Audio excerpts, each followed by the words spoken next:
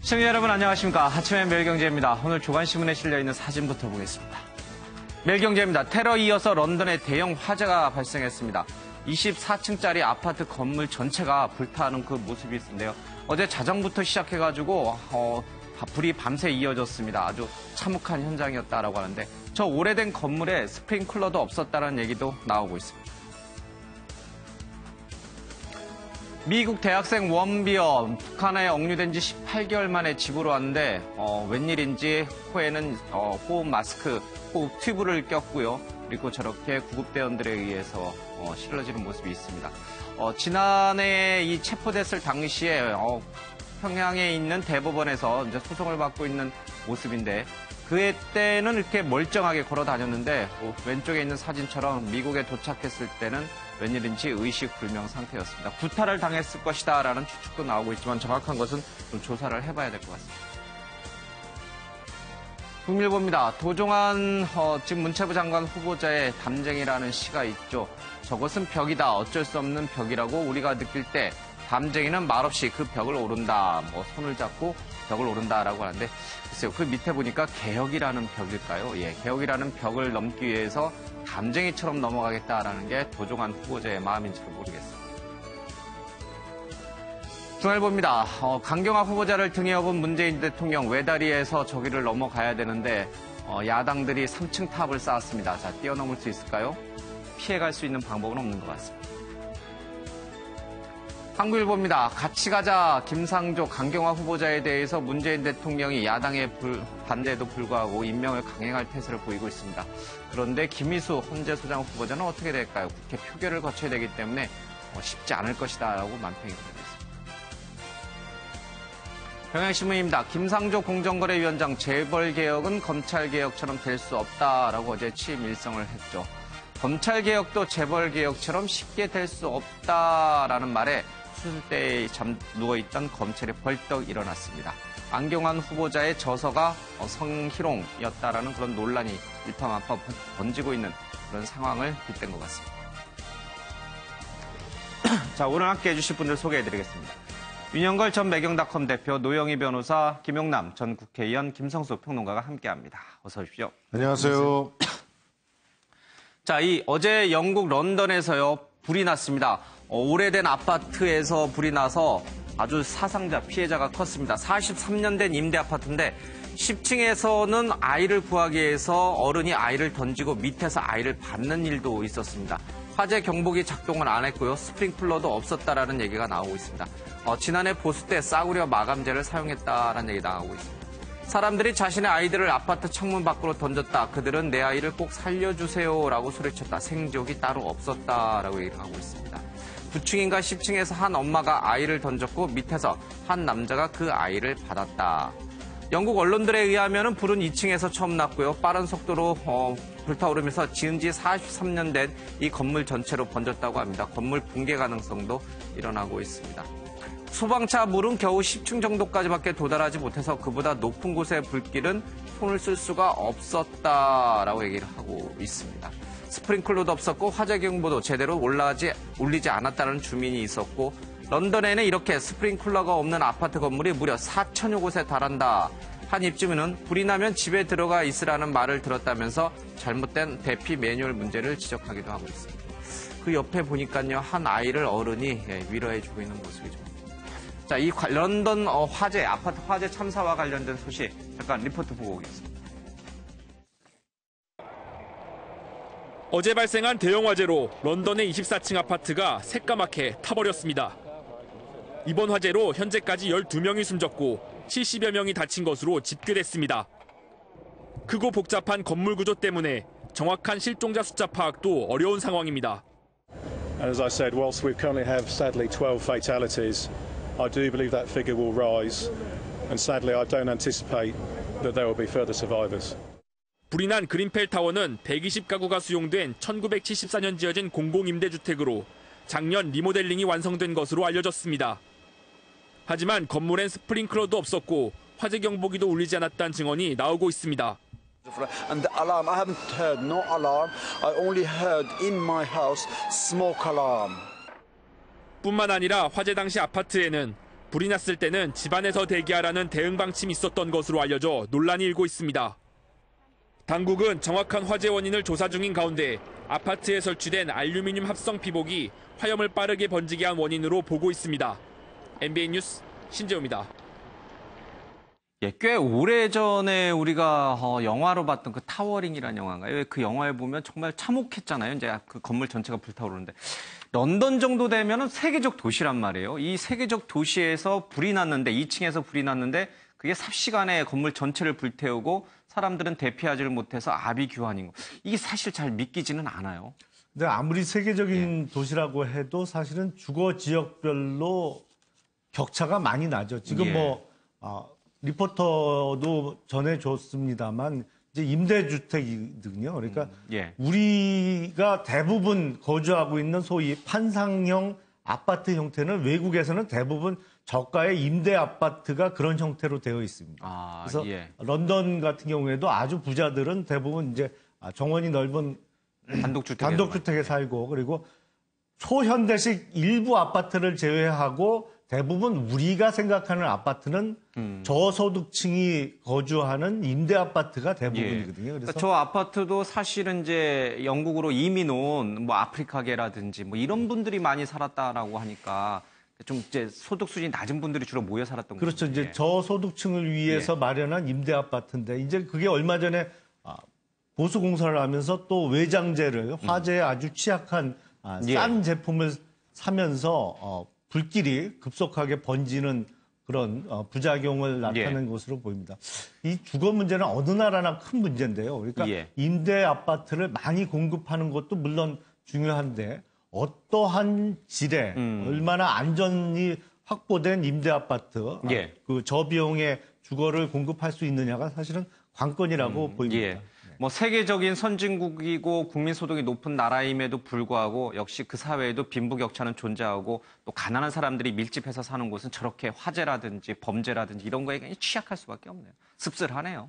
사실은 그 영국이 그래서 최근에 선거에서 뭔가 아주 극심한 그런 빈부의 격차들을 이제는 우리들도 좀 줄여야 되는 거 아니냐 하는 그런 문제 제기에 나서고 있고 노동당의 약진이 보이고 있고 그런 거 아니겠습니까? 실제로 지금 충격적인 것은 저기서 불이 났다는 것보다 안전에 관련돼 있는 매뉴얼이 그 선진국에서도 거의 지켜지지 않았다는 거죠. 그렇죠. 소방차들은 진입로가 좁아서 들어가지도 못했다. 이거 굉장히 우리나라에서나 많이 듣던 그런 얘기 같습니다. 그리고 또 지금 스프링클러나 또 화재 경보기가 작동하지 않았다. 이거는 리모델링을 도대체 1년 전에 했는데 뭘 했는가 하는 거죠. 안전에 관련돼 있는 부분들을 리모델링할 때 꼼꼼히 점검했는가. 문제 제기할 수밖에 없는 것이고, 그리고 지금 불 나면 집에 가만히 있어라. 이것은 전혀 그 안전에 대한 교육들이 이루어지지 않은 그런 얘기들입니다. 실제로 우리들도 세월호 참사를 보면서 얼마나 안전교육을 지금 강화하고 있습니까? 특히나 이런 일이 있을 때 안전에 관한 전문가들 한두 명이 이 거대한 사람들이 모여 사는 아파트에 하나도 없었다. 그러면 경비 인력들이라든가 이런 인력들은 어디 있었나? 이런 질문들을 던질 수밖에 없는 상황입니다. 우리도 이제 사고가 나면은 항상 이게 선진국과 비교해서 선진국은 이렇게 잘 돼 있는데 왜 우리는 이러느냐라는 이제 비판하는 그런 리포트나 기자들 이제 언론 취재 보도도 많이 있었는데 사실 선진국도 저렇게 뭐 부실한 부분이 분명히 존재하는 것 같습니다. 근데 저런 아파트, 그러니까 스프링클러가 설치되지 않은 아파트가 그 세계적인 도시인 런던에도 4,000개나 된다는 게 사실 좀 믿기지 않아요. 그동안 뭘 했을까요? 런던은 그럼 무슨 성장을 한 건가요? 그러니까 세계에서 제일 선진국 금융의 중심지라는 런던의 중심가 하이드파크에서 뭐 한 1.8km밖에 안 떨어진 데니까 거기에 있는 아파트가 저 정도 뭐 스프링쿨러도 제대로 없고 재난 준비가 없다니까 우리도 상당히 충격을 받은 거죠. 아니면 우리는 어떤가 말이죠. 우리도 만만치 않을 거예요. 이 아파트가 43년의 아파트인데 우리도 강남에 가격은 뭐 10억을 넘지만 40년 넘은 아파트가 또 즐비하거든요. 전국에도 또 많고 우리는 무슨 그런 불나는 거에 대난이 시랜드 참사같이 시골에만 나온 줄 알지 우리도 도심에 나오면 제대로 대응할 수 있는가. 그리고 또 하나는 또 우리는 언제든지 나올 수 있는 지진의 위험도 상당히 크죠. 일본에서 우리가 또 일본은 위험하죠. 우리는 안전하다는데 우리는 사실 내진 설계가 거의 안 돼 있거든요. 그런 위험이라든가 또 영국에서도 지금 불안해하는 게 테러 요새 노출이 많이 됐잖아요. 이거 화재도 지금 테러일 수도 있다. 이런 분석도 좀 나오고 있어요. 이제 누전이나 뭐 방화일 수도 있지만 테러 위험일 수도 있다. 그래서 아마 테러범들이 보면은 우리가 여태까지 포탄만 터뜨렸는데 큰 건물에 저렇게 밀집된 데다가 사고를 치면 더 크게 일어나서 일을 배울 수 있겠구나. 이런 잠재적인 위험이 큰 거죠. 우리가 위험 불감증, 안전 불감증은 아무리 강조해도 지나치지 않을 거다 이런 생각이 듭니다. 이제 그 소방차 사다리로 물을 쏠 수 있는 높이가 이제 한 10층 높이라고 하니까 사실 우리도 비슷하죠. 그러니까 아마 이제 스프링클러라든지 이런 좀 화재에 대비한 안전 설비 시설은 반드시 좀 갖춰야 되고 좀 반면 교사라 삼아야 될 것 같아요. 우리나라도 뭐 화재에 취약한 곳이 너무나 많으니까요. 런던에서 끔찍한 화재가 발생했습니다. 자, 그런데 미국에서는요, 또 이 테러가 발생했는데 이게 테러라고 해야 될지 아니면은 그냥 총격 사건이라고 봐야 될지는 조금 더 조사를 해봐야 될 것 같습니다. 미국의 공화당 하원 원내 총무가요, 야구 연습장에서 괴한 총격에 사망을 했습니다. 지금 여기 나와 있는 스티브 스컬러스 하원 원내 총무인데 야구 연습을 하는 도중에 갑자기 백인 남성이 뛰어들어서 반자동 소총으로 총격을 가했다고 합니다. 의회 소속 경찰이 없었다면 대량 살상이 일어났을 것이다라고 얘기를 하고 있습니다. 용의자와 경찰들이 현장에서 쏜 총을 합치면 50발이 넘는다라는 얘기 나와 있습니다. 일각에서는 트럼프 대통령이 싫어서, 그러니까 트럼프 대통령에 항의하는 차원에서 이 공화당 소속 의원들에게 총기를 난사했다 이런 분석도 나오고 있습니다만은 정확한 그 총격 원인, 그것은 아직 밝혀지지 않고 있습니다. 이것도 역시 좀 기자 리포트 듣고 오겠습니다. 운동 경기장에서 경찰과 구급대원들이 분주하게 부상자를 실어 나릅니다. 들것에 실린 남성은 헬기를 통해 병원으로 긴급 호송됩니다. 미국 현지 시각으로 어제 오전 워싱턴 DC 인근의 한 야구 연습장에서 총격 사건이 일어났습니다. 야구 연습을 하던 공화당의 스컬리스 의원과 보좌관 등 모두 5명이 총에 맞아 병원으로 옮겨졌습니다. He was very calm. He was just walking and shooting as if it was just like, just like he was practicing. It was just 오선의 스컬리스 의원은 미 하원의 원내 총무이자 공화당 내 3인자인 최고위 인사입니다. 스컬리스 의원은 긴급 수술을 받았지만 중태에 빠진 것으로 전해졌습니다. 총격 사건 소식에 트럼프 대통령을 비롯한 미 정치권도 발칵 뒤집혔습니다. During a very, very brutal assault, America is praying for you and America is praying for all of the victims of this terrible shooting. 용의자인 60대 남성은 경찰의 총격을 받고 현장에서 체포된 뒤 병원으로 옮겨졌다가 사망했습니다. 아직 정확한 범행 동기는 밝혀지지 않은 가운데 범인 이름으로 게재된 SNS 글에서 트럼프 대통령과 공화당 의원들에 대한 적개심이 드러나 있어 파장이 예상됩니다. MBN 뉴스 이동화입니다. 그동안 미국에서 발생했던 테러와는 좀 다르게 이거는 이제 특정, 그러니까 정치인들, 공화당 소속 정치인들을 향해서 발생을 했거든요. 정치적 목적이 혹시 있지 않을까라는 추측이 되고, 앞서 기자도 얘기했습니다만은 트위터나 이런 데 그동안 트럼프 대통령이라든지 공화당에 대해서 불만을 이제 드러냈으니까 정치적인 테러라고 봐야 되는 건가요? 좀 그럴 가능성이 있는 게 이 제임스 호지킨스라고 하는 범인, 물론 사망을 했습니다만은 이 사람은 이제 샌더스 의원의 그 지지자였다라고 그러거든요. 이제 민주당 지지자였다는 건데, 그래서 처음에 이제 총격을 가할 때에도 당신 무슨 당입니까? 이렇게 물어봤다는 거예요. 그래서 이 그 피해를 입은 의원이 공화당이다라고 말을 하니까 이제 총격을 가했다라고 하는 것이어서 아마도 특히 이 피해자의 경우에는 트럼프하고 아주 친한 그런 반이민법 같은 것들을 주장하는 분 아니겠습니까? 그러니까 아마도 정치적으로 본인하고 좀 견해를 달리하는 다른 의원에게 총격을 가한 것으로 보이고 본인이 직접 총격을 가니까 이제 여기저기에서 경찰도 대응하다가 본인이 사망까지 이르게 된 거죠. 공화당 권력 서열 3위인 원내 총무가 언제 부상을 당할 정도로 꽤 충격적이었는데 사실 우리나라는 이제 총기가 금지돼 있으니까 다행이지 우리나라도 사실 지난 대선을 되돌아보면은 이게 좀 상대 진영이 너무 적대적으로 서로를 쳐다보고 지금도 마찬가지입니다만 진짜 이 총기 규제 안 하면 어떤 일이 벌어질지 모를 정도로 좀 정치적인 대립이 좀 심각한 것 같습니다. 전 세계적 현상이죠. 우리나라만 비단 그런 건 아니고 미국만 그런 것도 아니고. 요즘 같은 경우에는 특히 이제 사람들이 좀 약간 참을성이 없고 충동적으로 범죄를 저지르는 경우도 많고 특히 그 범행의 수법이나 동기나 이런 것들이 조금 상식적이지 않은 경우가 많이 있는데 예를 들면은 그냥 일단 어느 정도 선까지 화를 내거나 본인의 반대 의사를 표명하는 정도에 그치지 않고 본인이 어떠한 그 충동적으로 그 끔찍한 결과를 야기할 수 있는 행동을 하는 것에 대해서 그렇게까지 스스로가 자제하지 않는 분위기가 많이 형성이 돼 있어서 그런 것들이 지금 가장 문제가 되는 것 같고요. 특히 그래서 아마도 이제 현대인들이 그 분노 조절이라든가 충동 조절 장애와 관련돼서 이런 것들을 조금 우리가 완화시키는 방향을 좀 연구해야 되는 게 아닌가 이런 얘기도 좀 나오고 있습니다. 근데 사실 우리나라에서도 어제 그제 연세대에서 이른바 텀블러 폭탄이 터졌죠. 모폭탄이 터졌는데 이 범행을 저지른 사람이 사실은 과학고를 조기 졸업한 영재예요. 뭐 교수가 일을 너무 많이 시켜가지고 자기 개인 영어 공부할 시간이 없었다. 뭐 이런 원인 이유도 나옵니다만 또 주변인들 얘기를 들어보면 딱히 이 학생에게 교수가 일을 많이 시킨 것 같지도 않고 또 둘 사이에 뭔가 불편한 관계가 있었던 것도 아니다라고 얘기도 나오고 있습니다. 왕따나 이런 것도 아니었고, 그러니까 미스테리로 남아 있는데 이 학생이 이렇게 텀블러, 그러니까 이제 뭐 이렇게 차를 마실 때 쓰는 보온통 같은 건데 사실 영국이라든지 아니면 러시아에서 테러가 발생했을 때 많이 등장했던 건 이거를 모방했다라고 하는데 우리도 이제는 테러의 안전지대는 아니다. 뭐 지금 뭐 미국의 총기 사건도 있었습니다만은. 좀 조심해야겠다 이런 생각이 좀 많이 들어요. 근데 그게 되게 좀 약간 조심해야 되는 게 내일 밤이라고 하는 형태의 그런 폭탄이 아니었나 생각이 드는데 그게 날카로운 못이나 날카로운 물건 같은 것들을 면도칼 뭐 이런 거 집어넣어서 어떤 그 통 같은 데 집어넣어서 압력을 가하게 되면은 폭발하면서 이것이 파편처럼 바깥으로 쏟아져 나와서 결국 사람들을 죽게 만드는 거거든요. 근데 이런 것들을 이 과학 영재인 학생 같은 경우에는 본인이 혼자 생각해서 공부해서 이걸 만들었다는 얘기예요. 물론 인터넷에는 여러 가지 이런 그 화약이나 뭐 폭탄 제조법이 나와 있지만은 그러니까 누구라도 손쉽게 주변에 있는 물건을 이용해서 이런 살상 무기를 만들 수 있다는 점이 사실 제일 문제이고 더 하나 문제점은 지금 말씀하신 것처럼 뚜렷한 원인이나 이유가 없이 동기가 없었다라는 점이거든요. 그러니까 이런 부분에 있어서는 조금 사회 문제화 시켜서 좀 여러 가지 공론을 좀 펼치는 게 맞을 것 같습니다. 뭐 북한이라든지 아니면 외국의 테러 위협도 사실은 굉장히 우리가 경계를 해야겠지만 우리 내부에서 자생하고 있는 외로운 늑대들이라고 하는 거죠. 소외당한 사람들 또는 어떤 이제 좀 정치적으로 견해가 다른 사람들 뭐 이런 사람들이 저지르는 여러 가지 일들도 이제 좀 주의해야겠다는 생각이 좀 듭니다. 어쨌든 아침에 좀 우울한 소식을 좀 전했습니다.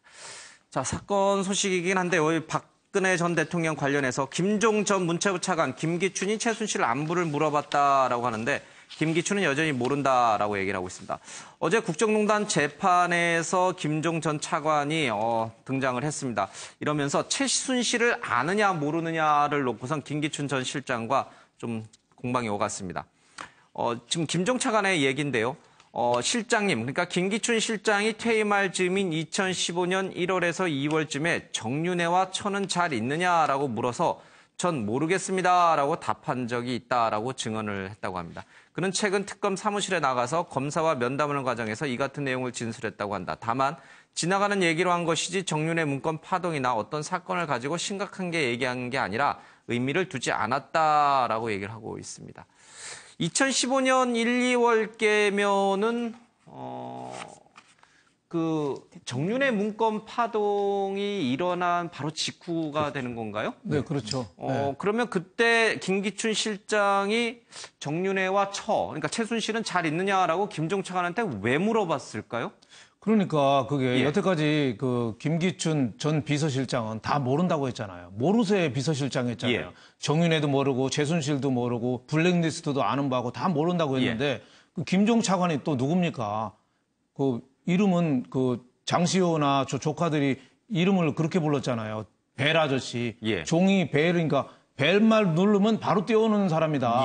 어떻게 보면은 저 최순실의 집사 역할을 했죠. 한강 벤치에서 기다리다가 그렇죠. 최순실 차에 정부 부처 차관이 집사 역할을 한 거예요. 오죽했으면 장시호라는 사람 펜다 아저씨라고 가지고 수염 뭐 그렇게 놨다고 펜다 아저씨라고 할 정도인데 저분이 저렇게 김기춘 전 비서실장이 김종 차관한테 정윤회하고 정윤회 처인 최순실은 잘 계시냐 안부를 물어봤다는 거는 여태까지 그 증언했던 김기춘 전 실장의 자기 스스로 완전히 뒤집는 거죠. 그래서 그 법정에서 그 얘기를 듣고 그 김기춘 실장이 지금 법정에 재판받을 때 거의 누워있다시피 한대요, 의자에. 그러다가 이거 얘기할 때는 의자를 똑바로 세우고 나는 그때는 그 비서실장을 나온 직후였다. 대통령이 박근혜 전 대통령이 기자회견하고 바로 나온 직후였는데 그때 무슨 내가 안부를 물어봤거든요. 아니라라고 딱 잡아댔는데 이거는 간단한 얘기지만 여태까지 최순실 게이트의 중심축이 흔들리는 굉장히 어떻게 보면 중요한 증언이다. 이렇게 말씀드릴 수 있겠습니다. 그동안에 김 전 실장은 최순실을 본 적도 없고 뭐 면담한 적도 없고 언론 보도로 알았다라고 얘기할 정도니까 확실하게 좀 달라요. 예. 지금 재판정에서도 이렇게 주장을 하고 있습니다. 그래서 저는 이 재판을 반드시 공개해야 되는 거 아닌가 이런 생각이 자꾸 더 들거든요. 왜냐하면 지금 오히려 그 수사에 대한 각종 언론 보도에서 이미 자신의 그 진술 안에서 시인했던 것들도 지금 이런 식으로 번복을 해요. 재판정에 나와서. 물론 그렇게 번복을 한다고 해서 유리해지는 건 아니라고 생각은 하지만요.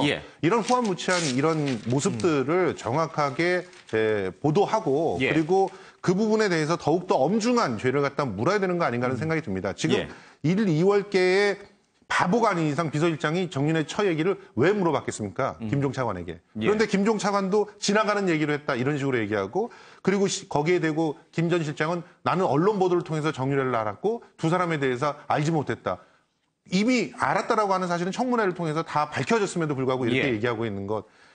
정말 재판이 제대로 좀 진행이 됐으면 좋겠다는 그런 생각을 해봅니다. 김기춘 전 실장은 계속 최순실을 모른다고 하다가 과거 이제 2009년에 그 한나라당 경선 당시에 그 박근혜 전 대통령이 TV 토론회 과정에서 그걸 배석한 게 이제 딱 화면에 찍히는 바람에 최순실을 모른다고 할 수는 없다라고 이제 얘기를 좀 했었잖아요. 그걸 보면은 김기춘 전 실장은 상황에 따라서 요리조리 좀 피해 다니는 그런 게 아닌가 싶어요. 그러니까 뭐 두 사람 간의 말이 정반대로 틀리기 때문에 뭐 어느 한쪽으로 단정하기는 어렵습니다만 김기춘 전 실장이 모른다고 한 것은 직접 최순실과 만나서 뭐 얘기한 적은 없다라는 취지로 보이고요. 만약에 김종 전 차관의 말이 사실이라면 김기춘 전 실장은 적어도 최순실이 어떤 존재고 어떤 의미를 갖는 인물인지는 알고 있었고 또 하나 김종 전 차관이 어떻게 차관으로 발탁됐는지 그 경위도 알고 있었다라는 추론이 가능하거든요. 왜 하필 여러 사람 중에 김종 전 차관에게 최순실에 대해서 물어봤겠어요. 그러니까 교수를 하다가 어떤 경위로 누구의 추천으로 갑자기 차관으로 왔는지를 김기춘 전 실장은 적어도 알고 있었다라는 추론이 가능합니다. 그래서 김기춘 실장의 말도 뭐 사실이라는 전제하에 추론을 해보면 직접 만나서 얘기를 나누거나 어떠한 뭐 안면을 튼 적은 없다. 뭐 이 정도 의미가 아닌가 싶습니다. 그러니까 지금 말씀하신 사실 이제 그동안에 알려진 것은 최순실이 김기춘 전 실장한테 김종 차관을 청구를 했고 그래서 김 실장이 뭐 관저에서 그러니까 총리실 공간인가요? 저기 비서실장 공간에서 김종 차관을 만나가지고 이제 차관으로 발탁했다라는 게 그동안에 많이 알려진 사실인데 김 전 실장은 이제 그걸 부인하고 있습니다. 그럼 왜 하필 많은 사람들 중에서 김종 차관한테 최순실에 대해서 정윤회에 대해서 물어봤냐는 거죠. 사실 관련이 없으면 그 사람한테 물어볼 건 아니잖아요. 김종 차관한테 물어볼 일은 아니잖아요. 사실 이 두 분의 관계는 이미 언론 보도를 통해서 많이 알려져 있지 않습니까? 김종 차관이 이렇게 그 스포츠계의 거물이 되게끔 한 것에 김기춘 비서실장의 힘이 분명히 있긴 있었을 것이다라고 다 추정하잖아요. KBO 총재일 때 아무도 관계가 없는 아무런 듣보잡인 그런 사람을 이렇게 데려다가 강연을 시키거나 이러진 않습니다. 그러니까 분명히 그런 관계들이 있었고 그 이후에 또 김종 차관은 최순실 씨에 대한 어떤 관계가 맺어졌고 그런 상황들이 다 사실 관계들이 언론에 보도되고 있다고 하는 사실을 좀 더 명심했으면 좋겠다는 생각입니다. 그러니까 김기춘 전 실장 참 이렇게 알다가도 모르는 그런 분이시긴 한 것 같습니다. 정유라에 대해서도 언론 보도를 알았다라고 하는데 그러면 노태강 국장이라든지 뭐 여러 가지 전반적인 그런 부분에 관련해서도 정유라의 존재를 물론 그 시기적으로는 조금 그 뒤이긴 합니다만 정말 전혀 모르고 있었을까 김기춘 전 실장은. 그러니까 이제 합리적이고 상식적인 선에서 생각을 해본다면 전혀 모른다는 것 자체가 말이 안 되는 게 김종 전 차관이 얘기하는 것 중에 하나가 뭐였냐면은 승마와 관련해서 여러 가지 이상한 소리가 들리니 이걸 좀 해명해야 되지 않겠냐라는 얘기를 최순실 씨한테 들었는데 똑같은 소리를 또 김기춘 전 실장에게 들었다 이런 얘기 아니겠습니까? 그렇다면 결론적으로 승마를 하는 사람은 정유라라는 게 너무 뻔하기 때문에 당연히 정유라 씨에 관련된 얘기를 알았을 것이고 특히 정윤회 문건을 조사해보라라고 스스로 직접 지시한 사람이기 때문에 정윤회 정윤회 씨의 딸이 정유라고 정윤회 씨의 와이프가 부인이 최순실이라는 걸 모른다는 것 자체가 어불성설이죠. 그럼에도 불구하고 본인은 끝까지 모른다고 지금 주장을 하고 있는 거라서 재판에서 물론 밝혀지겠지만 이런 식으로 무조건 모른다라고 하는 것이 과연 어떤 식으로 도움이 되는 건지 모르겠어요. 그러나 본인이 얘기하는 것을 아무리 100%다 그대로 믿는다고 하더라도 그것은 본인의 무능을 스스로 주장하는 거 아니면은 본인이 뻔뻔하게 거짓말하는 걸 아예 세상에 드러내는 것이어서 이 부분은 좀 확실히 짚고 넘어가는 게 필요하겠죠. 블랙리스트도 그렇고 노태강 전 국장 지금 이제 2차관이 됐습니다만 이분들에 대한 강한 사퇴 압력 또 이제 실행 집행을 하라라고 하는 압력이 김기춘 전 실장으로부터 이렇게 전달이 된 거잖아요. 장관이나 차관이 가서 도대체 왜 그렇게 강하게 이걸 해야 되느냐라고 항의를 해봐도 그냥 뭐 시키는 대로 해라라는 식으로 압력을 간 사람이 바로 김기춘 전 실장인데 정유라 최순실은 다 몰랐다라고 하니까 말이 좀 너무 앞뒤가 안 맞는 것 같습니다. 근데 어제 또 이렇게 환자복을 입고 나왔잖아요. 이게 환자복 입으면은 이게 좀 재판부가 봤을 때 이게 좀 동정심이 가나요? 부담스럽죠, 사실은. 부담스러워요? 네, 왜냐하면은 김기춘 전 실장 같은 경우는 되게 고령이거든요.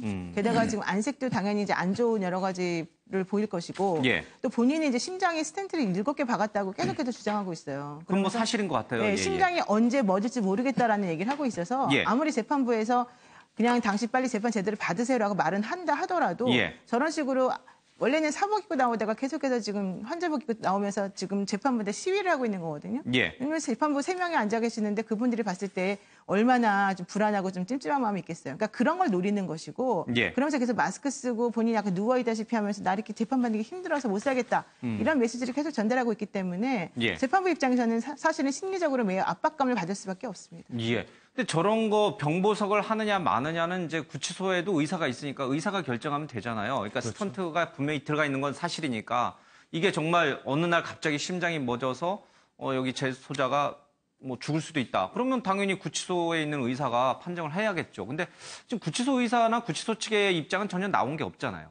근데 그거를 의사가 뭐 정확하게 알기는 어렵죠. 사실은 뭐 환자 본인만이 아는 거예요, 그러면? 아니 환자도 모르죠. 사실은 뭐 그 많은 분 이제 그 심장 쪽에 들어가는 동맥에 뭐 어떤 동맥경화나 아니면 혈관이 좁아져서 이제 스텐트 시술을 요새들 많이 하시는데 그게 이제 시간이 지나 그러면 거기 다시 어떤 노폐물이 쌓여서 혈관이 또 좁아지는 경우가 있는데 그 정확한 상태를 의사도 알기는 어렵습니다. 이제 증상이 나타나면 예를 들어서 이제 가슴에 어떤 통증이나 뭐 압박감이 온다고 하면 그런 통증을 호소하면 이제 보다 상태가 심각해졌구나 이렇게 추정할 수는 있겠지만 구치소에 있는 뭐 의사분이 상주합니다만 거기에 뭐 정밀 진단기계가 있는 것도 아니고 정확한 예측은 힘들죠. 다만 상태가 심각하다고 하면 외부 진료를 신청해서 보다 시설이 좋은 외부 병원에 나가서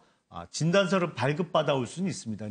진단서나 의사소견서가 병보석을 판단하는 일흥의 자료로 사용될 수는 있습니다만 또 그거 하나만 놓고 결정하는 것도 아니거든요. 그래서 지금 재판부의 입장은 1심 구속 기간 전에 되도록이면 이제 재판을 마무리 짓고 선고까지 하겠다는 입장이기 때문에 뭐 좀 두고 봐야 되지 않을까 싶습니다. 근데 저런 경우에는 보통 의무과장이 있고요. 그 구치소나 교도소와 연결되어 있는 외부 병원이 있어요. 그 병원이 멀지가 않아가지고 저런 식으로 이제 고통을 호소하거나 힘들다라고 하는 환자가 있으면은 그쪽에서 와요. 그래서 그 차에 들어있는 기계를 이용해서 이제 검사를 먼저 하게 되는데 그 정밀도라는 게 많이 떨어지고 정확하지가 않기 때문에 그것만 가지고 판단할 수 없는 경우가 있어요. 그렇지만 일단은 그걸 1차적인 그 기준으로 삼고 거기에서도 뭔가 애매하고 계속해서 이제 환자가 고통을 호소한다 그러면은 외부 병원으로 원래 다니던 병원이라던가 좀 더 시설이 좋은 쪽으로 가서 하게끔 되어 있죠. 그러니까 이게 사실 김기춘 전 실장이 그동안에 이제 보여줬던 모습이 뭐 정말 진솔하고 그리고 뭔가 이런 사태에 대해서 좀 참여하는 모습이 좀 있거나 이러면은 이런 좀 아프다라는 거에 대한 동정론이 좀 일 텐데 최순실조차도 이 김기춘 전 실장을 향해서 늙은 너구리다. 조심해야 된다. 언제 무슨 관계를 꾸밀지 모른다. 이런 식으로 얘기를 한 터라 일반 시청자들이 봤을 때, 일반 국민이 봤을 때는 저 사람 말을 믿어야 되는 거야? 아프단 말을 믿어야 되는 거야? 혹시 저것도 잔꾀 아니야? 이렇게 이제 생각할 수가 있거든요. 뭐 일반인들은 그런 생각을 많이 하죠. 이 병보석이라는 김기춘 전 시장이 병보석을 신청했잖아요. 몸이 아파서 나는 감옥에 더 버틸 수가 없을 것 같다. 병보석 신청했는데 선진국에 같은 경우는 병보석에 대해서 관대하게 받아주는 게 관례입니다. 저렇게 힘들다는데 저 가급적이면 돈을 많이 받고 풀어주는 게 사실은 뭐 많은 통례긴 하지만 저분이 재판에 얼만큼 진솔하게 대했느냐 말이죠. 그 국민들의 정서상으로 볼 때는 모든 걸 다 모른다, 아니다, 나는 관계없다. 하다못해 뭐 정윤회, 최순실, 정유라도 뭐 모르고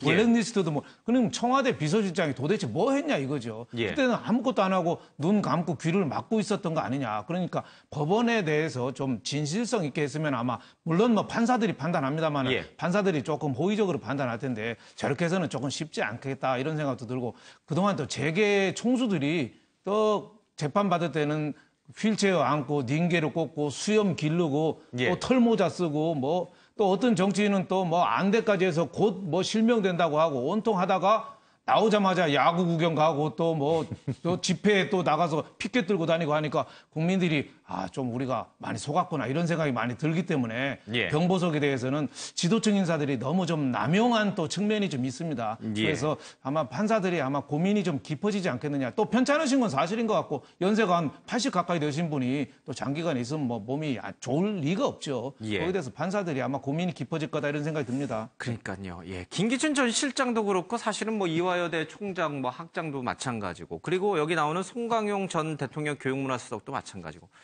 왜 이렇게 거짓말을 많이 하는 걸로 이렇게 국민 눈에 이렇게 비치는지 모르겠습니다.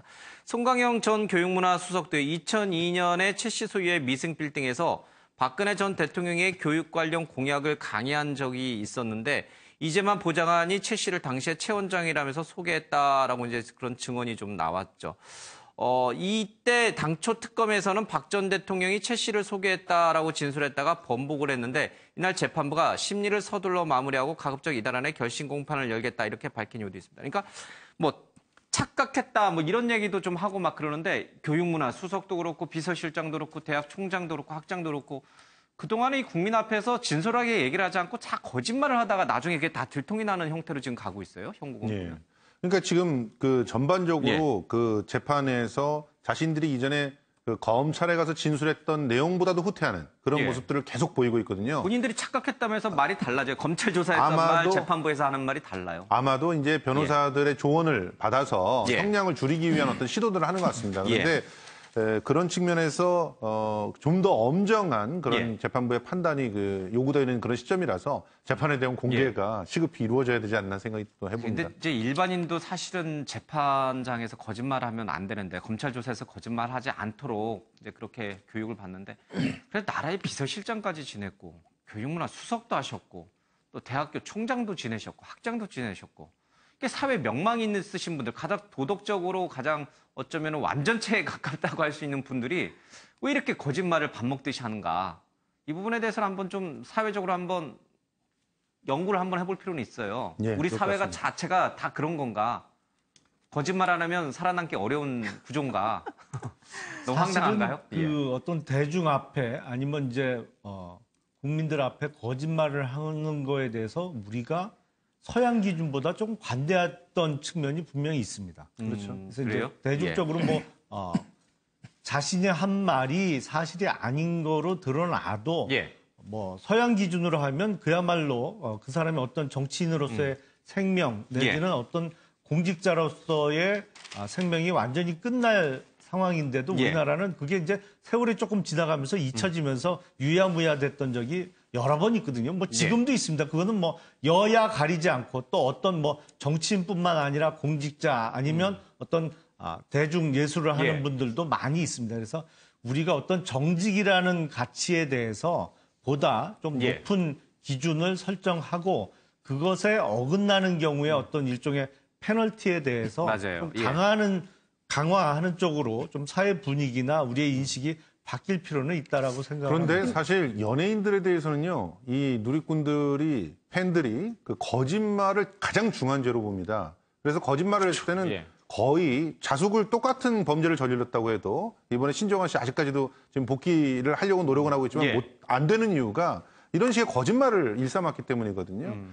이렇게 누리꾼들의 수준은 정직에 대해서 아주 굉장히 중요한 덕목으로 요구하는 그런 수준까지 올라와 있는데 유독 정치인들 그 고위공직자들에 대해서만 이런 관행들을 갖다가 스스로도 보장해주고 또 사회에서도 보장받으려고 노력을 하고 있어요. 그리고 뭐 이런 부분들을 갖다 서로 또 그 포장해주는 그런 모습들도 있는데 좀 더 엄중한 잣대는 바로 권력을 갖고 있고 그것도 세금으로 뭔가를 일을 하는 사람들에게서 추구해야 된다 이렇게 생각합니다. 이런 분들이 거짓말을 잘하게 되는 이유는 뭐냐면은 본인이 어떤 그 사회적으로 덕망 있고 힘이 있는 사람들이 어떤 행위를 하는 것에 대해서는 전부 다 정당화가 좀 부여돼요, 거기다가.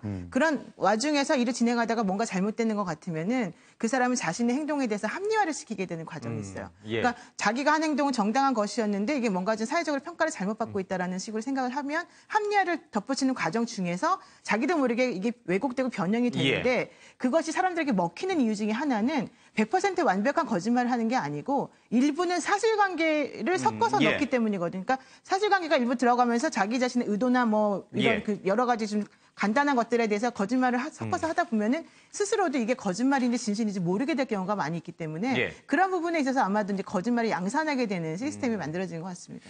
그러니까요. 뭐 거짓말 얘기가 나왔으니까 사실 이제 저희 MBN이 며칠 동안 계속 이제 단독으로 좀 보도드렸습니다만 안종범 전 경제수석의 수첩에 등장하는 여러 가지 이제 박근혜 전 대통령과 최순실 또 기업들 간의 알력 관계, 갑을 관계가 이제 적나라하게 나와 있는데 정말 거짓말한 사람은 누굴까?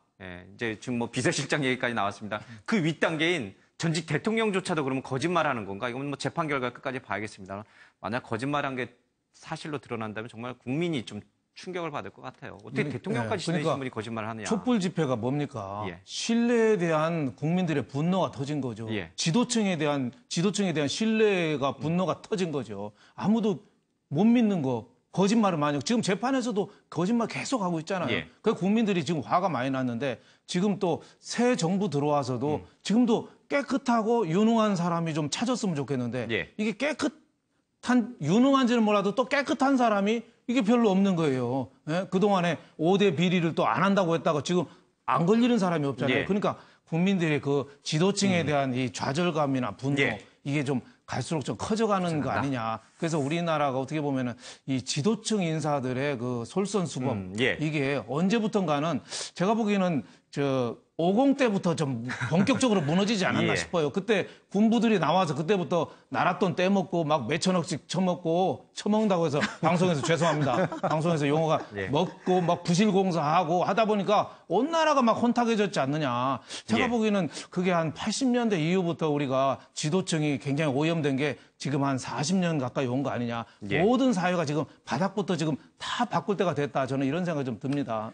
뭐 이승만 정권 때도 부정 출제하시는 사람들 많아서 4.19 혁명이 일어났고 뭐 또 앞서가면은 또 뭐 여러 이제 있습니다만 어쨌든 최근에 봤을 때 이제 박근혜 전 정부에서 일했던 고위직에 있었던 분들 또 학교에 계셨던 분들이 거짓말하는 모습을 보면서 씁쓸을 합니다. 자, 정동춘 K스포츠재단 이사장 얘기가 신문에 좀 실렸습니다. 출연금은 국정농단 핵심인데 인출 시도 자체가 논란거리가 된다라고 얘기를 하고 있습니다. 법적 다툼이 복잡하게 얽히고 결론이 나지 않은 상황에서 이 K스포츠재단의 활동이 사실상 멈췄습니다. 그런데 여기 이제 출연돼 있던 재단 출연금을 정동춘 이사장이 좀 빼려고 은행 쪽에 문의를 했다라는 사실이 이제 알려졌습니다. 정동춘 전 이사장의 얘기는 거래 정지를 풀고 재단에 필요한 돈을 쓰게 해줄 수 있느냐는 취지로 얘기를 한 것이지 그 돈을 내가 뭐 사적으로 이렇게 가져가기 위해서 한 건 아니다라고 얘기를 하지만 이 재단에 근무하고 있는 사람들은 혹시나 정 전 이사장이 자기들 모르게 재단 출연금을 빼가지 않을까 이렇게 의구심을 갖고 쳐다보고 있습니다. 정동춘 전 이사장은 사시어 최순실의 핵심 측근으로서 K스포츠재단 설립과 운영 또 기업들로부터 자금을 받는데 핵심적으로 관여했던 인물입니다. 롯데에 70억 원을 돌려준 데도 관여했던 인물이기도 합니다. 지난 태극기 집회의 모습을 좀 드러내기도 했고 대응 방안, 그러니까 박근혜 전 대통령 입장에 서서 대응 방안 문건을 만들기도 좀 했습니다. 근데 이 정동춘 전 이사장이 왜 이 출연금을 빼가도록 했을까? 이건 분명히 이제 문체부 쪽에서 일절 손대지 마라고 이제 딱 잠금 장치를 해놨는데 왜 이거를 인출할 수 있느냐라고 은행에 문의했을까요? 그러니까 본인의 해명은 그동안 밀린 직원들의 뭐 월급이나 비용 같은 것을 처리하기 위해서 이제 은행 쪽에 인출이 가능한지 물어본 것이다라고 해명은 하고 있습니다만 그 인출 문의를 한 시점이 금년 3월 말이라고 하거든요. 근데 정동춘 전 이사장은 그 재단 이사장직에서 벌써 지난 1월에 해임이 됐거든요. 예. 그러니까 재단을 떠난 이후에 무슨 직원 월급이나 이것을 본인이 권한도 없을 뿐만 예. 아니라 관여할 필요가 전혀 없는데 그것을 은행 측에 문의한 것이 본인의 해명과는 다른 어떤 숨은 의도가 있었던 것이 아니냐라는 좀 의혹을 충분히 품을 만한 상황이 아닌가 싶습니다. 본인 월급을 좀 가져가고 싶었던 글쎄 건가요? 본인이 아마 그런 의도가 있었나요? 근데 정동식 이사장 같은 경우에는 그 해임이 되면서 그 해임 결의가 잘못되었다라는 식으로 그 법원에 소송을 지금 제기해 놓은 상태이고 또 그 당시에 그 직원이나 이런 분들을 고소한 상태이기도 하고요. 그러면서 실질적으로는 직원들이 본인의 그런 사무실 같은 곳을 모두 못 들어가게 막았다는 이유로 해서 본인이 관리하고 있던 법인 그 계좌라던가 인감증명, 인감도장이라든가 이런 것들을 본인만 쓸 수 있게끔 다 만들어 놓고 비밀번호에다 변경을 해놨죠. 그러니까 재단 측에서는 사실 돈을 건드릴 수가 없는 상황이었고 그러다가 얼마 전에는 또다시 이제 본인의 임시지 가처분 신청을 해서 본인에 대해서 아직까지 이게 본안이 판결되기 전까지는 본인의 질 인정해달라고 한 또 얘기를 지금 승인을 받아놓은 상태입니다. 그런 상태이기 때문에 아직까지는 이 K재단이라고 하는 곳에서 본인의 입지가 정확하게 정해지지 않았기 때문에 내가 아직은 이사장이다라고 한 생각을 가지고 있는 것 같고 다만 이제 문체관광부 입장에서는 이 재단이 불법적인 목적을 가지고 설립됐기 때문에 이 재단은 설립을 취소한다라고 해서 이미 취소가 나와 있는 상태인데 여기에 대해서도 지금 사실 좀 다툼의 여지가 있고 그러다 보니까 재단이 가지고 있는 돈이라고 하는 것을 일단은 막아놔야 된다라는 얘기였거든요. 그래서 지난번에 그 K재단에 옛날에 근무했던 노승일 부장이 여기 MBN에 나와서 얘기한 게 뭐냐면 나는 K재단을 아직도 다니고 있다. 나뿐만 아니라 다른 사람도 다니고 있는데 우리는 월급을 못 받고 있다 이런 얘기를 하고 있단 말이에요. 그러니까 아직까지 급여를 못 받고 있는 건 확실한 것 같아. 다른 나머지 직원들이 이제 그런 과정 중에서 정동춘 전 이사장 같은 경우에 이제 본인 스스로가 아직까지는 권리를 가지고 있다라는 생각에서 이것은 어느 정도 좀 정리하고 사용하기 위해서 좀 물어본 게 아닌가 생각이 듭니다. 근데 이거는 어떻게 해야 되는 거예요? 이제 이 K스포츠 재단만 하더라도 275억 원 정도의 이제 출연금이 있어요. 물론 그 돈은 다 이제 기업들이 낸 거죠. 뭐 낸 건지 강탈한 건지 잘 모르겠습니다만 미래재단도 마찬가지고 이 재단은 해체시켜서 그 돈을 다 기업들에게 돌려주는 게 맞는 거예요? 아니면 이렇게 뭐 어찌됐든 과정이 어찌됐든 이제 만들어졌으니 이것을 좀 좋은 쪽으로 공익적인 목적으로 좀 재사용하는 게 맞는 거예요? 글쎄 그것은 일단 뭐 정책적인 결정이 우선 돼야 됩니다. 누가 결정하는 거예요, 이거는? 아니, 정부에서 결정할 일이죠. 원래 법상은 재단의 그 출연금은 그 재단이 더 이상의 원래 의도했던 목적을 달성하기 어려운 상황이 되면 다른 재단이나 이제 다른 공익재단에 이제 출연을 하든지 아니면 국고에 귀속되도록 되어 있습니다. 기업들한테 돌려주는 게 아니고요. 그렇죠. 출연자한테 돌려주는 거는 법상은 그렇게 되어 있지는 않고요. 이제 재단법인 출연금은 다른 공익재단 출연 아니면 국고 귀속으로 돼 있는데 아직은 뭐 결론이 나지 않은 상태고 글쎄, 근데 이게 정상적인 경우에는 그렇습니다. 그런데 이게 재판 결과에 따라서 재단 출연금이 만약에 직권남용에 의한 어떤 강압에 의한 출연이었다 그러면 뭐 기업이 피해자가 되니까 돌려받을 가능성도 있어지는 거고요. 그리고 이것이 뇌물이라고 하면 국고에 몰수해야 되는 대상이 되는 것이라서 이거는 지금 재판 결과에 따라서 재단에 지금 남아있는 출연금의 뭐 귀속 여부가 결정이 될 것으로 보입니다. 그럼 여기서 근무하고 있는 직원들은 그럼 계속 월급 못 받으면서 그냥 있어야 되는 건가요? 이게 또 아니, 그러니까 애매하네요. 사실 지금 정동준 이사장은 굉장히 큰 착각을 하고 있는 것 같아요. 실제로 그 재단을 만들 때부터 동기가 불손했고 그 재단을 지금 운영하면서도 그 원래 재단의 취지와 설립 그 목적에 맞지 않는 일들만 주로 해왔고 그리고 지금 이런 엄청난 국정농단으로 국민들에게 피해를 주고 있는 그런 상황인데 나는 그냥 그 재단의 이사장이다. 그리고 내가 이사장으로서 직원 월급을 챙긴 거다라는 식으로 말이 어떻게 나올 수가 있는지 이건 사실 거의 준범죄적인 상황을 저지른 그 중심에 있는 사람이란 말이에요. 그러니까 기본적으로 이런 사고방식 자체가 굉장히 참 그 상식선에서는 좀 차이가 나는 그런 부분이라고 보고요. 그리고 지금 그 재단이 잘못 운영되면서 직원들이 본 피해들에 대해서는 당연히 그 재단을 잘못 운영한 사람들이 책임을 져야 되는 그런 것들도 안고 있어야 된다고 봅니다. 그러면 자신들이 그렇게 잘못 운영한 데에 대해서 또 그 직원들에게 피해를 입힌 부분에 대해서 보상을 해야 될 일이라고 보거든요. 그러니까 이런 부분들은 정리하지 않고 자기가 해임되는데도 영향력을 행사하기 위해서 갑자기 인사권을 발동해서 사람들 집어넣고 또 이전에 그 재단에 대해서 좀 불리한 그런 발언을 했다고 노승일 부장 같은 사람을 징계를 주고 이런 일들을 한다는 건 아직까지도 뭔가 뒷배가 있고 뭔가 내가 이걸 지키고 있으면 나중에 어떤 이득을 볼 수 있을 것이라는 그런 생각을 하고 있다는 것이기 때문에 이 부분에 대해서도 정부에서 엄정한 그런 어떤 조치들을 갖다 좀 내놔야 된다고 생각을 합니다. 알겠습니다.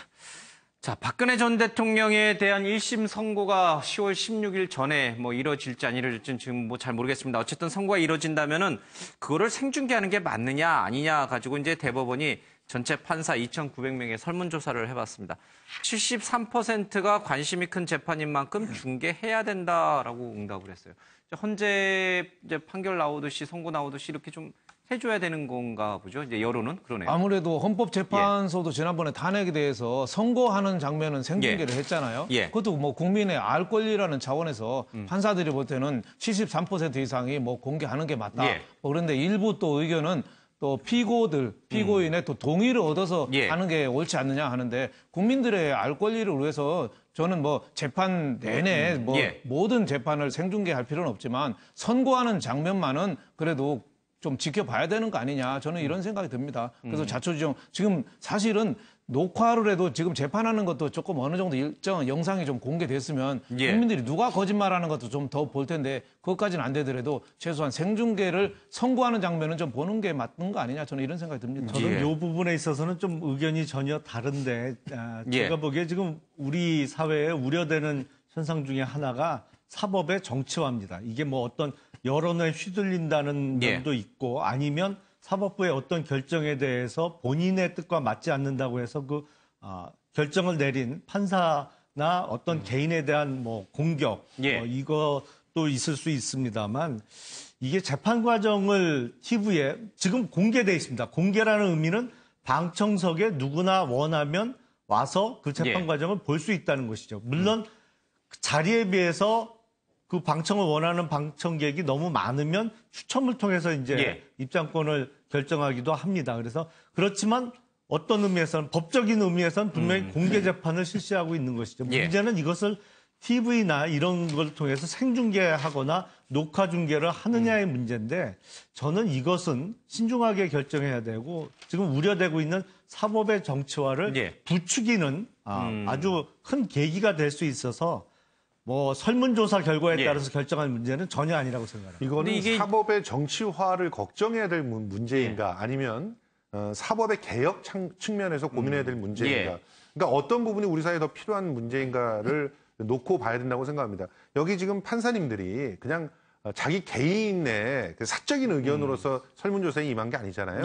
우리가 보통 이 사법부의 독립을 얘기할 때 어떤 얘기를 합니까? 법에 근거한 엄격한 적용들을 얘기를 하는데 근데 그 법이라고 하는 것도 사실 많은 사람들로 인해서 지지를 받고 그리고 합의를 하는 것이 법이 되지 않겠습니까? 그런 측면을 확인하는 장면이 공판이라고 하는 것을 통해서 확인이 되는 건데 이 공판이 사실 말로만 공판이지 사실은 관심 있는 몇몇 사람들에 의해서만 이게 공개되는 것처럼 이렇게 보이고 또 그 많은 지금 그 다수 그 국민들은요. 언론이라고 하는 그런 중개자들이 제대로 이 공판을 중개하고 있는가에 대한 의심까지 갖고 있는 그런 상황이에요. 그렇다고 한다면 지금 판사들이 이 뜻을 모아준 대로 재판 과정을 생중계를 하든 녹화 중계를 하든 국민들이 선택해서 확인할 수 있게끔 해주는 것도 하나의 방법이라고 생각합니다. 알겠습니다. 지금 이제 3심 그러니까 대법원 이제 선고 같은 경우는 생중계 국민 생활과 직결되어 있는 그런 것들을 이제 생중계를 허용하거든요. 근데 이제 다만 1심, 2심 정도도 허용해야 되냐 말아야 되냐 가지고 아마 여론은 판사들 의견은 이제 70% 정도가 찬성하고 있는 것 같습니다. 뭐 저는 개인적으로 좀 선고가 됐으면 좋겠습니다. 이제 뭐 어쨌든 우리 역사에서 근현대사에서 이만한 큰 사건은 없었을 거 아니에요, 그렇죠? 그러니까 한번 좀 봤으면 좋겠다는 생각이 좀 드는데 모르겠습니다. 자, 넘어가겠습니다. 문 대통령 연방제 버금가는 지방 분권제를 만들겠다라고 해서 어제 이 국무회의 시동을 걸었습니다. 각 시도지사들과 문재인 대통령이 만들어서 연방제에 버금가는 강력한 지방 분권제를 만들겠다라고 공약도 했고 그것을 실천하겠다는 의지도 밝혔습니다. 직접 들어보겠습니다. 내년도 개헌할 때 헌법의 지방 분권을 강화하는 그런 조항과 함께 제2국민회의를 신설할 수 있는 그런 헌법적인 근거를 마련하려고 합니다.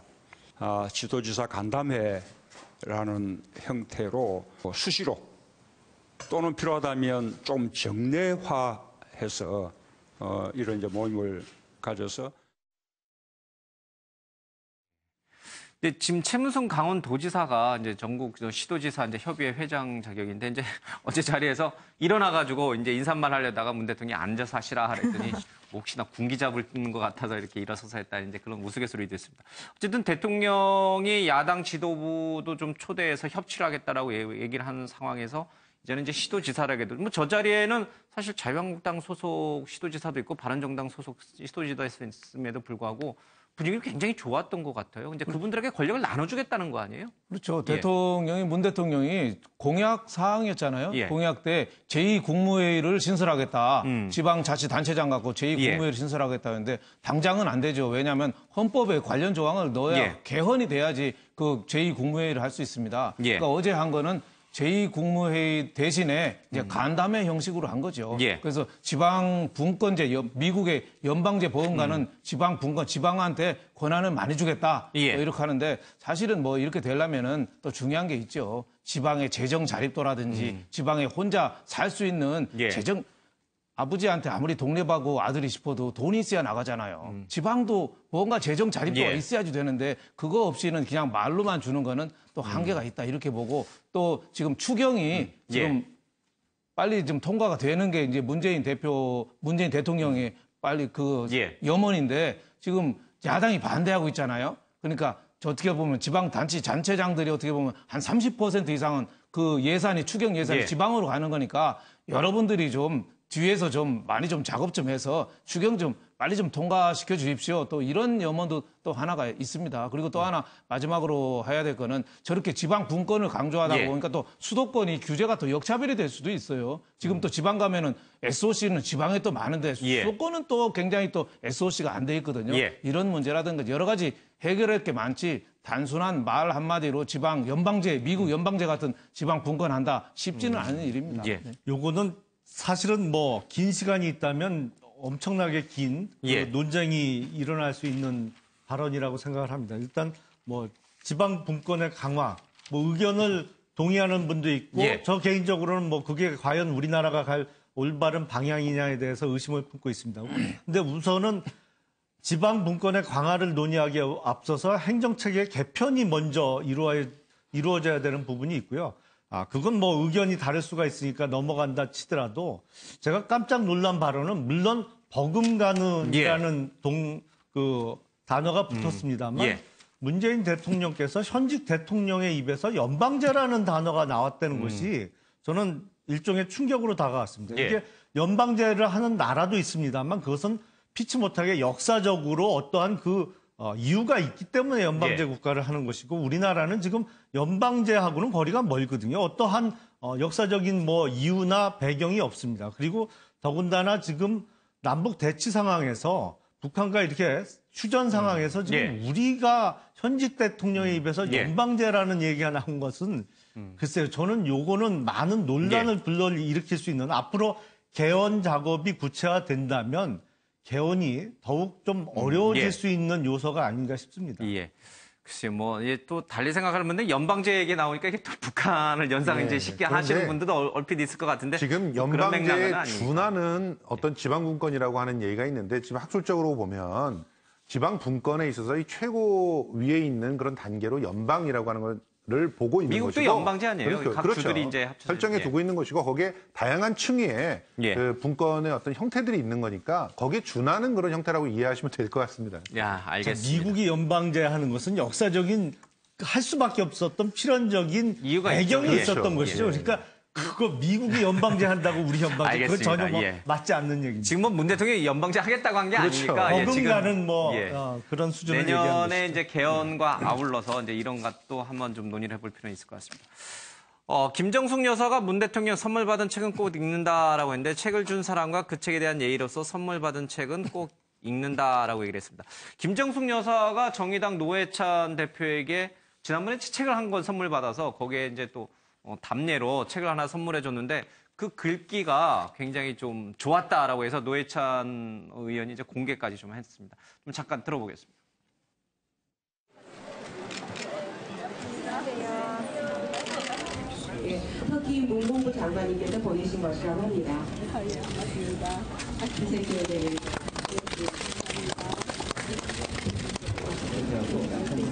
마음의 무게를 무게갖고 느끼는지야. 조금 특별 여성분인데. 너무 좋아하세요. 아니 완전.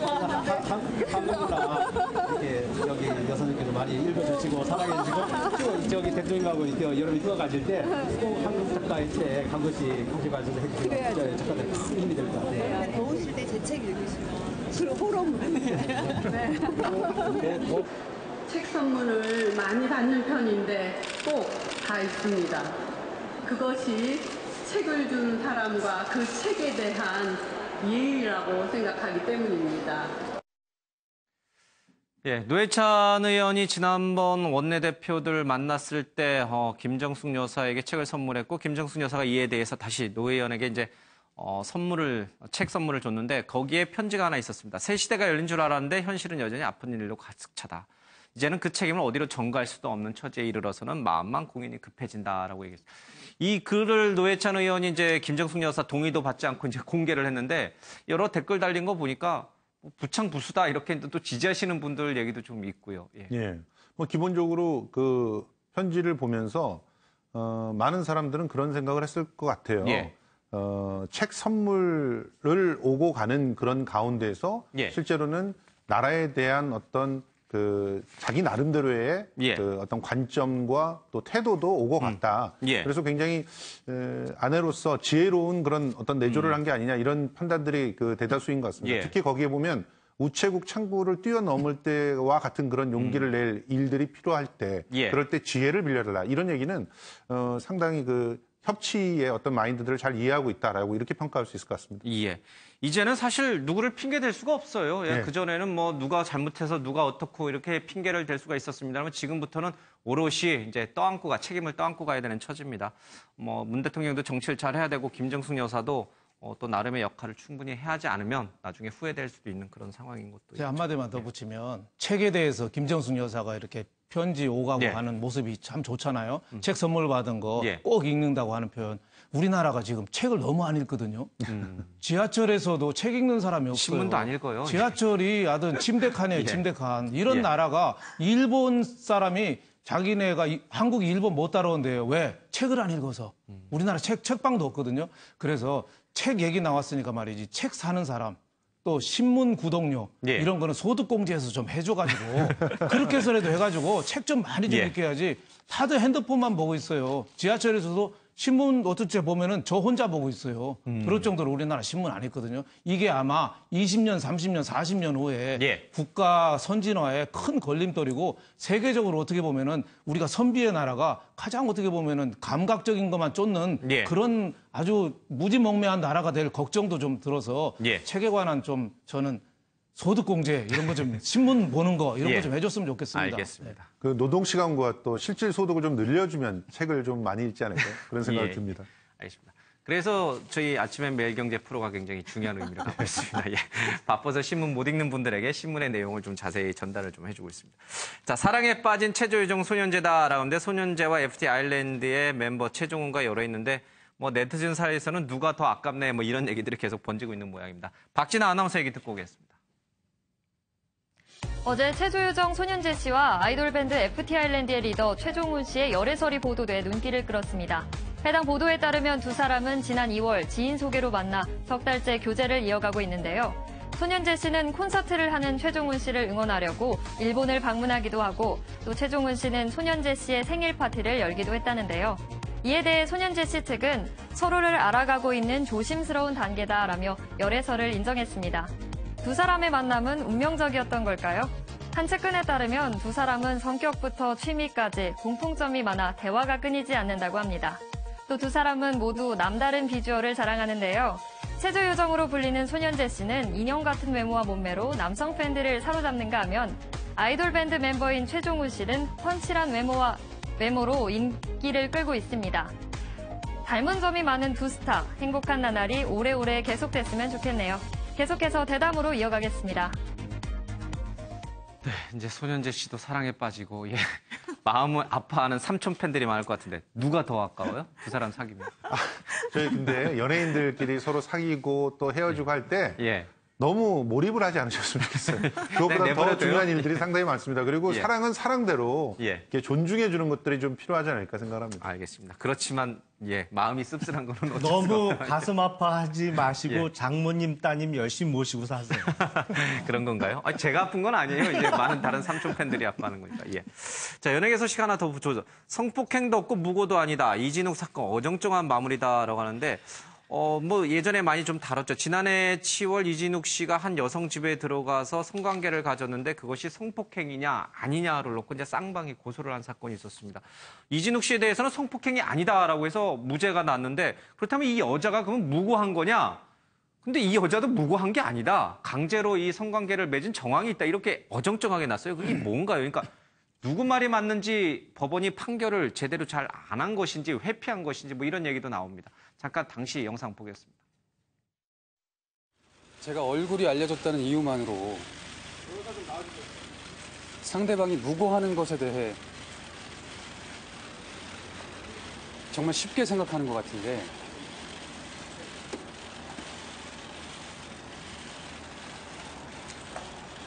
무고는 정말 큰 죄입니다. 조사 열심히 받고 나오겠습니다. 노 변호사님, 성관계를 가졌어요. 여성은 이게 성폭행이라고 얘기하고 있고 남성은 성폭행이 아니라고 얘기했어요. 그럼 둘 중에 한 사람은 거짓말을 하고 있는 거잖아요. 근데 법원은 너 말도 맞고 너 말도 맞다고 판결했어요. 이게 뭔가요? 무슨 황희정승 판결 같지 않습니까? 이게 현명한 판결인가요? 예. 근데 이제 무고라고 하는 것하고 성폭행이라고 하는 범죄의 특성이 조금 그런 것 같아요. 성폭행이 되려면은 본인은 이제 의사에 반하여 항거 불능할 정도의 뭐 폭행이나 협박을 이용해서 이제 그런 관계를 가지는 것을 말하는 건데 이제 법원에서 판단한 거는 무고라고 생각할 수도 그러니까 그 여성분의 입장에서는 이진욱 씨가 자신을 강제적으로 성폭행했다라고 생각할 수 있지만 그 정도에 이르지 않은 것으로 지금 보인다. 그러니까 당신이 그런 식으로 조금 오해하거나 상황에 대해서 착각하는 것에 대해서는 어느 정도 우리가 조금 이해할 수 있는 부분이 있기 때문에 당신이 그렇게 한 행동에 대해서 우리가 꼭 무고라고 판단하지는 않겠다. 또 그렇다고 해서 이진욱 씨의 한 행동이 성폭행에까지 이르는 정도이냐? 우리가 보기에는 이제 증거가 불충분하기 때문에 그거는 아닌 것 같다. 이제 이렇게 얘기한 거죠. 왜냐하면 이게 성폭행이라고 하는 거는 남성과 여성 둘 사이에만 이루어지는 일이기 때문에 그 둘 말고는 아무도 그걸 알 수가 없어서 현출되는 증거들만 가지고 판단해야 되는 부분이 좀 있습니다. 이거는 이제 형사 판결의 기본 원칙을 이해하시면 좀 이해가 쉬울 것 같은데요. 그러니까 어느 한쪽으로 결론을 내야 되는 거 아니냐라고 생각하시기가 쉬운데 형사재판의 기본 원칙은 피고인의 유죄를 선고하기 위해서는 합리적인 의심을 뛰어넘을 정도의 명확한 증거가 있어야 되는 겁니다. 그러니까 지금 법원의 입장은 이게 성폭행이라고 인정할 증거가 부족하다는 것이고 또 여성에 대한 무고 재판에 있어서는 이거를 무고로 인정할 만한 또 증거가 부족하다. 그러니까 형사 판결의 가장 기본 원칙은 의심스러울 때는 피고인의 이익으로 판결을 해야 되거든요. 그러니까 양쪽 다 성폭행이든 무고든 어느 확실한 증거가 확보됐다고 보기는 어렵다라는 것이 법원의 입장입니다. 네, 한마디는 덧붙이고 싶은데요. 만약에 여성들의 특히나 성과 관련돼 있어서의 권리가 조금 더 증진된다면 그것이 또 판례로 남는다면 다른 판결이 나올 수 있을 가능성이 있다고 생각을 합니다. 알겠습니다. 그날 무슨 일이 벌어졌는지는 결국 두 당사자만이 아는 상황이 돼버렸군요. 시간이 너무 없지만 인사 얘기하겠습니다. 장관 후보 3위 인사청문회 동료 의원 봐주기다라고 해서 칼날이 무뎌졌다라고 매일경제가 그렇게 있습니다. 무난히 이제 인사청문회 좀 통과할 것 같다는 얘기가 흘러나옵니다. 의원 불패 이어지나 낙마 결정적 한 방이 없었다라고 얘기를 하고 있습니다. 자유한국당에서는 문 대통령에 굴복하라는 거냐라고 해서 청문회 복귀해서 일제히 피켓 시위를 벌이는 모습이 어제 보였습니다. 강경화 후보자를 두고 청와대와 야당이 마주 달리는 폭주 기관차처럼 부딪히고 있다라고 조선일보가 크게 기사를 좀 싣고 있고요. 조대혁 고용부 장관 후보자 그리고 안경환 법무장관 후보자에 대해서는 여권 내에서도 좀 부적합하다 이런 얘기가 좀 나옵니다. 김영남 의원님, 두 사람은 부적합합니까? 특히 안경환 후보자는 과거에 썼던 책이 좀 이제 전체적인 맥락에서 보지 않고 일부분만 발췌해서 그걸 가지고 뭐 왜곡된 성의식을 갖고 있다라고 하는데 그건 너무 과하지 않느냐라는 비판도 있잖아요. 그래서 그게 먼 과거도 아니고 바로 작년 연말에 출간된 책이고요. 성인식에 있어서 좀 문제가 분명히 있는 거 아니냐. 더군다나 어떤 범죄, 법질서를 다뤄야 되는 법무부 장관으로서의 어떤 여성의 매춘에 대해서 이해할 수 있다는 취지로 글을 남기는 것도 그렇고 또 특히 아들에게 아메리카를 너의 또 다른 조국으로 생각할 수 있다라고 이제 일종의 국가 간에 좀 문제가 있는 거라는 지적이 있습니다. 또 노동부 장관 후보자로서 본인이 어떻게 보면 깊숙이 관여한 회사가 임금 체불을 상습적으로 한 거에 대해서 과연 노동부 장관으로서의 그 자격이 있느냐라는 지적이 있는 것입니다. 근데 이거를 다른 시각에서 보면은 또 너무 이게 왜곡됐다, 잘못됐다라고 보는 시각이 분명히 존재하는 것 같아요. 안경환 후보자의 경우도 마찬가지고. 아니 근데 지금 안경환 후보의 그 책 문제에 대해서는 분명히 그 전문가들의 판단들이 좀 있어야 될 것 같은데요. 사회생물학적인 어떤 다양한 주장들을 모아놓은 것 같은데요. 그런 부분들은 사실 이미 철진한 그런 얘기라는 그 생각에 여성들의 그 지위가 그거보다는 훨씬 더 상승했기 때문에 적절하지는 않은 책이라고 생각을 합니다. 알겠습니다. 어쨌든 이제 그동안의 문재인 대통령의 인사를 보면은 부산 법조 인맥이 있고요. TK가 약간 소외됐고 호남이 좀 드러났고 뭐 서울대 출신이 좀 많다라는 쪽으로 좀 분석이 좀 돼 있습니다. 네, 오늘 아침엔 매일경제는 여기서 마치겠습니다. 시청해주신 여러분 고맙습니다.